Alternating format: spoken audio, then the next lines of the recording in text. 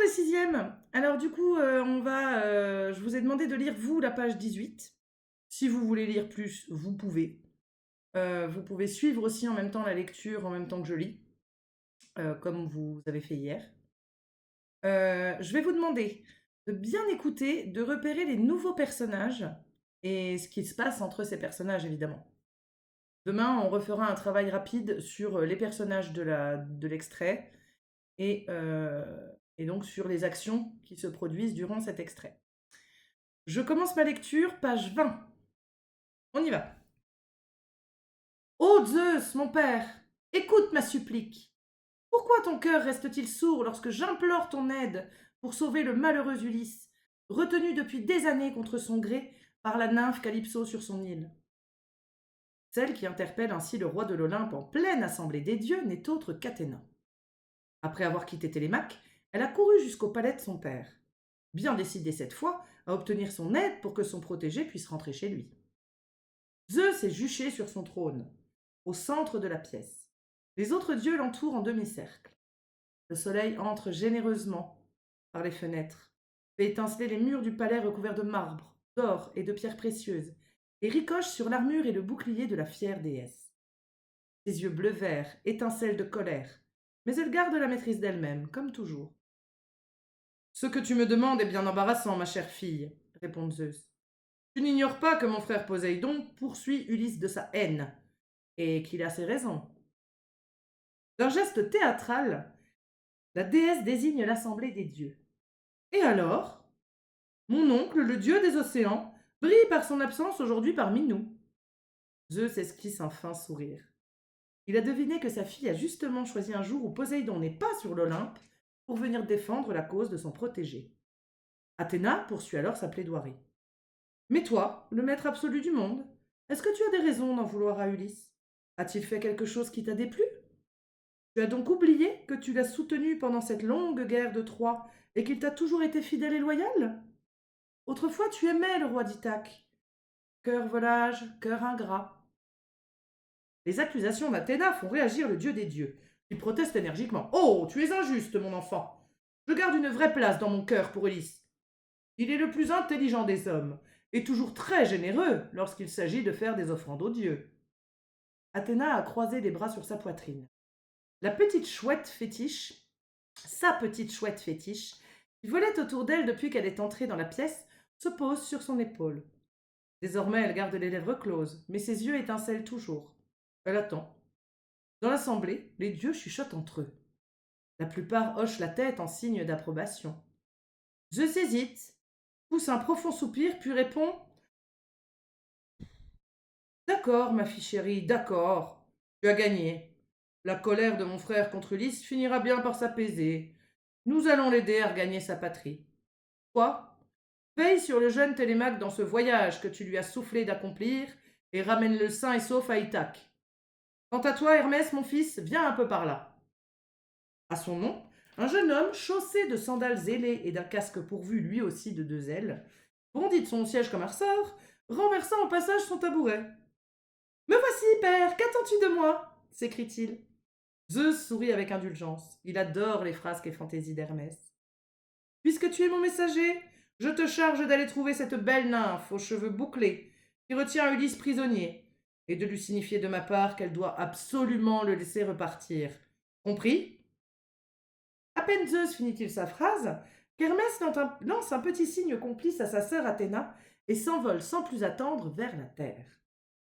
Porté par une légère brise, le messager des dieux survole avec délice le vaste océan. Il aime tant s'approcher des flots, raser les vagues telle une mouette, puis repartir d'un coup vers l'azur. Mais ce matin, il sait qu'il n'a pas le temps de musarder en route. La nymphe qui retient le valeureux Ulysse vit sur une île lointaine, le voyage sera long. Lorsqu'Hermès atterrit enfin sur l'île de Calypso, le char du soleil est en passe de finir sa course. Les couleurs du couchant nimbent d'une belle lueur orangée un paysage d'une rare douceur. Un instant, le dieu ailé, qui a pourtant beaucoup sillonné la terre, se laisse émerveiller par la beauté du lieu. 4 sources ruissellent généreusement dans une verte prairie couverte d'un tapis de violettes en fleurs. Il repère un grand feu, dans lequel des servantes s'activent à jeter des touffes de genévrier et des branches de thuya pour embaumer l'atmosphère. Un charmant petit bois rempli de peupliers, d'aunes et de cyprès encadre le lieu. Un froufrou d'ailes s'en échappe, car de nombreux oiseaux ont construit leur nid dans ces arbres. Hermès aperçoit des éperviers qui planent, entend le cri rauque des corneilles. Il pourrait rester ainsi des heures à observer tout ce petit peuple ailé. Mais les grands yeux des chouettes lui font penser à sa sœur Athéna et lui rappellent sa mission. C'est alors qu'il entend une chanson. Il ne sait pas pourquoi, mais se sent profondément ému par cette voix féminine, une voix grave et sensuelle, une de ces voix d'or qui enflamment le cœur. Elle provient d'une grotte, dont l'entrée est encadrée par une magnifique vigne aux lourdes grappes de raisin. Hermès ne peut s'empêcher d'en chaparder une avant d'entrer. Le jus sucré lui coule dans la bouche. Comme cette île est belle et attirante. À l'intérieur, le dieu messager aperçoit une femme assise devant son métier à tisser. De longs cheveux bouclés dorés cascadent jusqu'à ses chevilles. Elle a le port de tête d'une reine. Tout occupée à sa navette d'or et à son chant, elle n'a pas remarqué l'arrivée de son visiteur. Pas plus qu'elle ne s'est aperçue que les longs voiles dont elle est enveloppée ont glissé, dénudant une épaule blanche et parfaite. Calypso est à l'image de son île, songe Hermès en l'admirant. Comme elle est belle et attirante elle aussi. Un rapide regard circulaire lui permet de constater l'absence d'Ulysse. Où est donc passé le roi d'Ithaque? Il n'a pas le temps de s'interroger plus avant, car il a maladroitement heurté une délicate vasque débordante de fleurs posée sur le seuil. Calypso sursaute, réajuste son voile et se hâte de venir l'accueillir. Maintenant qu'elle lui fait face, Hermès, troublé, se sent prêt à se noyer dans le bleu transparent de ses yeux. Mais la nymphe a aussitôt reconnu ses attributs de dieu. Sans plus attendre, elle s'empresse de le faire asseoir et lui sert du nectar et de l'ambroisie, la nourriture divine qui confère l'immortalité.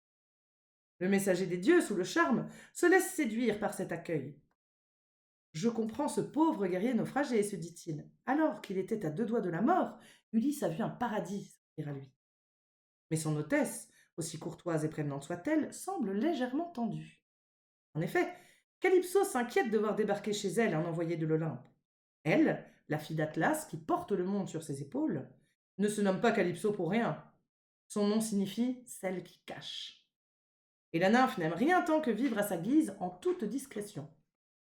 Que me vaut ta visite, émissaire de l'Olympe questionne-t-elle enfin après avoir rassasié son visiteur.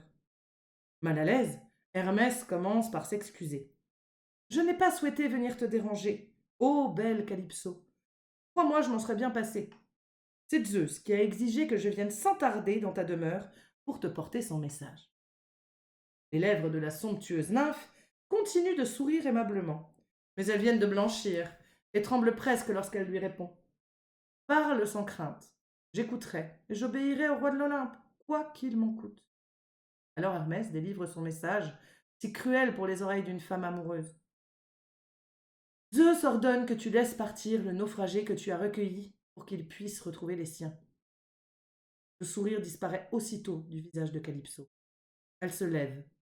Ses mains et sa voix frémissent de colère lorsqu'elle répond. Quelle injustice me font les dieux! Vous êtes jaloux, voilà tout. Et vous ne supporterez jamais qu'une déesse se mette en couple avec un humain. Ce n'est pas la première fois que l'Olympe se mêle d'interdire ce genre d'histoire d'amour. Vous, les dieux, en revanche, vous ne vous gênez pas pour séduire les femmes sur la terre. À chaque mot, sa voix devient plus forte, son ton plus amer. J'ai sauvé Ulysse. Oui, je l'ai sauvé, alors qu'il était naufragé, accroché à un radeau de fortune, ballotté par la mer furieuse depuis 9 jours et 9 nuits. Or, qui avait envoyé son foudre pour détruire ses navires? N'est-ce pas Zeus lui-même, qui voulait châtier ses hommes d'avoir volé les bœufs du dieu soleil? Et maintenant, il feint de vouloir son bien. C'est un peu fort. Moi, je lui offre l'amour, et même l'immortalité. Hermès, le beau parleur, ne trouve aucun mot pour répondre. Il sait que la nymphe a raison, et qu'il ne s'agit pas seulement pour Zeus de sauver Ulysse, ni de faire plaisir à Athéna, mais bien de faire obstacle à un couple mixte qui allie une déesse à un homme. La douce Calypso se laisse rarement rattraper par la colère. La voici déjà qui refoule son amertume, laissant le chagrin l'envahir. Tu n'as pas le choix, finit par dire Hermès. Tu dois obéir à Zeus, tu le sais bien. La nymphe détourne le regard pour cacher les larmes qui perlent et dit.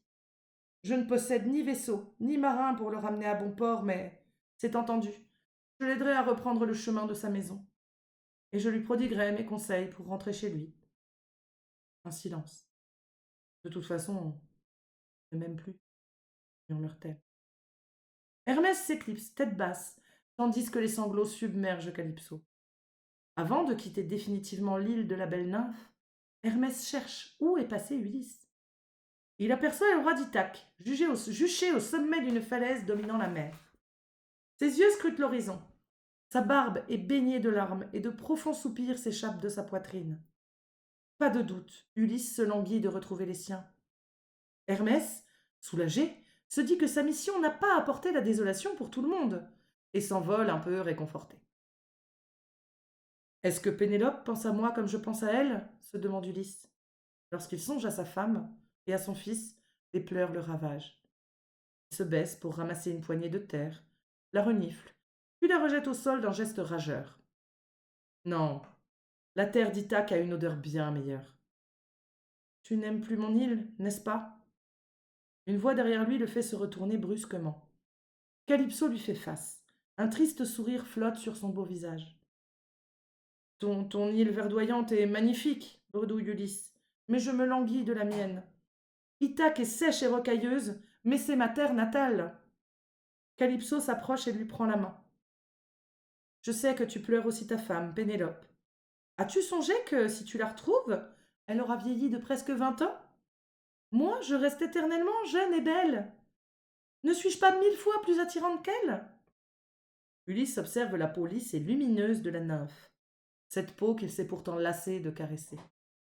Il n'a pas retiré sa main et répond d'une voix basse.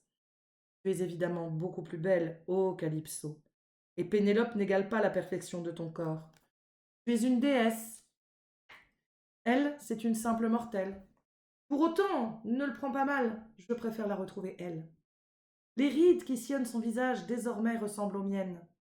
Elle parle de notre immense douleur à vivre séparés l'un de l'autre, et de toutes les épreuves que nous avons traversées, chacun de notre côté. Ce sont les rides de la vie. À ces mots, Calypso retire sa main. Elle tente un ultime argument. Te souviens que si tu restes avec moi, je te nourrirai de nectar et d'ambroisie. Tu ne vieilliras et ne mourras jamais. Ulysse hoche la tête. Oui, je le sais. Et je te suis reconnaissant de ta proposition généreuse, ô déesse, comme je te suis infiniment reconnaissant de m'avoir sauvé la vie. Mais je préfère vieillir et mourir à ses côtés, c'est ainsi. La nymphe plonge une dernière fois ses yeux magnétiques au fond de ceux de son hôte et s'avoue vaincue. Dans ce cas, je ne te garderai pas plus longtemps ici. Je veux un amant, pas un prisonnier. D'ailleurs, tu vas être heureux, je n'ai pas le choix. Les dieux m'ordonnent de te laisser repartir. Coup de joie, Ulysse lui saisit les mains et y dépose un ultime baiser d'adieu. Le lendemain, lorsqu'Aurore aux doigts de rose se lève, Ulysse est prêt pour le départ. Il abat de hauts sapins et peupliers morts que Calypso vient de lui désigner, puis il assemble les troncs et se met à fabriquer un bateau. La nymphe lui apporte son aide, des outils, et pour finir une large étoffe pour lui servir de voile. Le 5e jour, son navire est prêt. La belle déesse aux longs cheveux lui offre boissons et nourriture, ainsi qu'une brise favorable pour souffler dans sa voile. Ulysse est rayonnant. Il jubile à la barre de son petit bateau. Il part sans se retourner. Peut-être pour ne pas voir les grosses larmes qui coulent sur les joues de Calypso. Comme la mer lui est clémente. Le voici cinglant les flots dans la bonne direction. Ulysse n'a pas le pied marin, mais il n'a jamais été aussi joyeux de tenir la barre. Il navigue pendant 17 jours sans que rien ne vienne entraver sa route. Le 18e jour, la silhouette d'une île montagneuse se profile à l'horizon, alors que Poséidon, revenant d'un voyage lointain, découvre sa présence sur l'océan. Aussitôt, sa colère enfle. Comment? Zeus a donc profité de son absence pour libérer le roi d'Ithaque? Ah! Mais il ne sera pas dit que la malédiction qu'il lui a jetée soit levée aussi facilement. Et il envoie aussitôt d'énormes vagues se fracasser contre l'embarcation d'Ulysse. Vent, tourbillon, la mer déchaînée ne lui laisse aucun répit. Les flots furieux donnent des coups de boutoir si violents que bientôt le bateau chavire. Ulysse se retrouve englouti sous les eaux. Ses habits le gênent. Il tente de remonter à la surface, suffoque.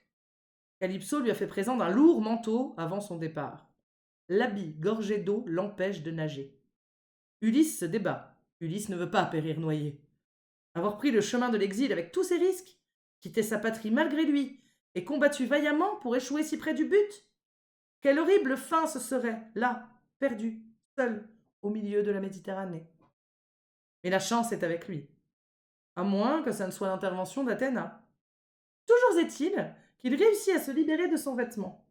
D'un coup de rein désespéré, il refait surface. Ses poumons sont prêts à exploser. Il aspire une grande bouffée d'air. Le voici sauvé, provisoirement. Il nage de toutes ses forces et finit par s'accrocher à un morceau d'épave. Cependant, la tempête ne faiblit pas et la vigueur du naufragé commence à décliner. Quelqu'un va-t-il lui tendre une main secourable? Fin de l'extrait.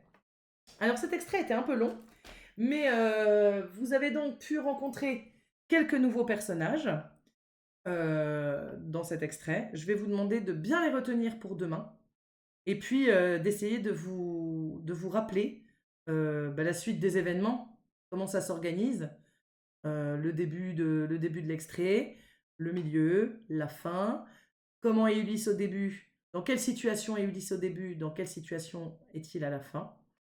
Et on retravaille là-dessus demain. Si vous voulez, vous pouvez aussi chercher sur la carte l'île de Calypso. Normalement, elle est sur la carte qu'on avait étudiée avec Monsieur Léal. Voilà, je vous laisse pour aujourd'hui. C'était une vidéo un peu longue. Si vous n'avez pas le temps de tout écouter ou de tout lire, ben tant pis, hein, on verra un petit peu demain en classe. Voilà, je vous souhaite une bonne soirée les 6e. À demain!